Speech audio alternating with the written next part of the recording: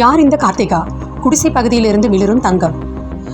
Asia இளையோர் விளையாட்டுப் போட்டியில் இந்திய மகளிர் கபடி அணி இறுதிப் போட்டியில் ஈரானை வீழ்த்தி இந்தியா தங்கம் வெல்ல காரணமாக இருந்த கண்ணகி நகர் கார்த்திகா தான் அவர். கண்ணகி நகரில் அரசு பள்ளியில் 12ஆம் வகுப்பு படித்து வருகிறார் கார்த்திகா. 6 ஆண்டுகளாக கபடி விளையாடி வருகிறார்.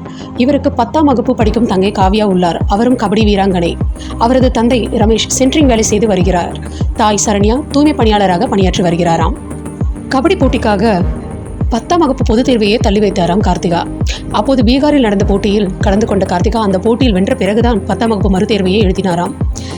தங்கம் வென்ற கார்த்திகாவுக்கு ரூபாய் 25 லட்சம் ஊக்கத்தொகையாக தமிழக அரசு சார்பில் வழங்கப்பட்டுள்ளது. இவர் வசிக்கும் கண்ணகி நகரில் சுமார் 20,000 குடும்பங்கள் வசிக்கிறார்கள். அன்றாட கூலி வேலை செய்து உழைக்கும் மக்கள் அதிகம் வாழும் பகுதியாகும் கண்ணகி நகர். சொல்லப்போனால் எந்த அடிப்படை வசதியுமே இல்லாத ஒரு இடம். இங்கிருந்து ஈரான் வரை இந்தியாவுக்காக கபடி விளையாட சென்று தங்கப்பதக்கம் வென்று சாதனை படைத்துள்ளார் கார்த்திகா.